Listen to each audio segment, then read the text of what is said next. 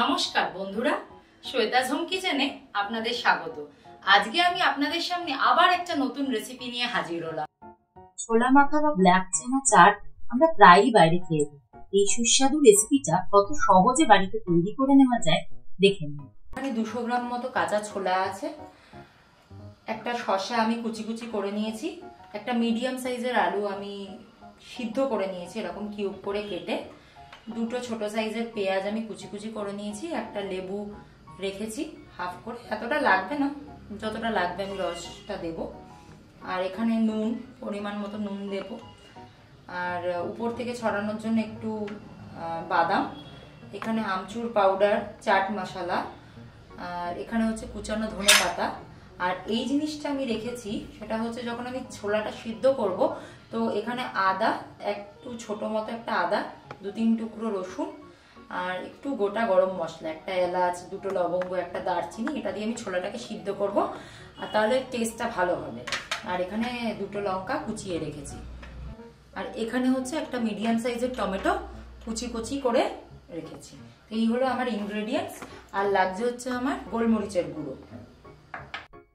একটা প্রেসার কুকারের মধ্যে আদা, রসুন, গোটা গরম মশলা আর লবণ দিয়ে 200 গ্রাম কাঁচা ছোলা দিয়ে দিলাম। তারপরে একটা সিটি দিয়ে ছোলাটাকে আমি সিদ্ধ করে দিলাম।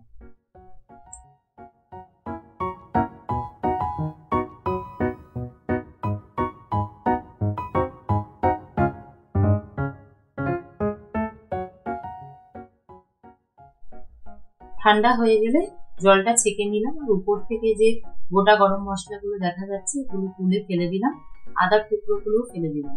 একটা বড় বাটি নিলাম, এবার ছোলাগুলো আমি ওর মধ্যে নিয়ে নিলাম। সিদ্ধ করে রেখেছিলাম একটা আলু, ওই আলুর টুকরোগুলো নিয়ে নিলাম। এবার শশাগুলো আমি কুচি করে রেখেছিলাম সেইটা নিয়ে নিলাম।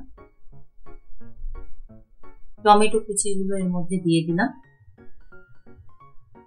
পেঁয়াজ কুচিয়ে রেখেছিলাম, সেই কুচানো পেঁয়াজগুলো এর মধ্যে দিয়ে দিলাম। যারা পেঁয়াজ খেতে পছন্দ করেন না তারা অ্যাভয়েড করতে পারেন। স্বাদ মতো নুন দিলাম।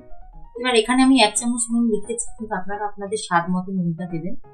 লেবুর রস দিলাম, একটা হাফ লেবুর রস, মানে হাফ লেবুটাকে কেটে নিয়ে তার পুরো রসটা দিয়েছি। এখানে দিলাম হচ্ছে আমি কাঁচা লঙ্কা কুচি, যে যেরকম ঝাল খাবে সেই পরিমাণ কাঁচা লঙ্কা কুচি দেবেন। গোলমরিচের গুঁড়ো ব্যবহার করলাম, আমচুর পাউডার দিলাম। আমচুর পাউডার, গোলমরিচ গুঁড়ো, এগুলোর মাপ আমি আগেই বলে রেখেছি। চাট মশলা দিয়ে দিলাম এর মধ্যে।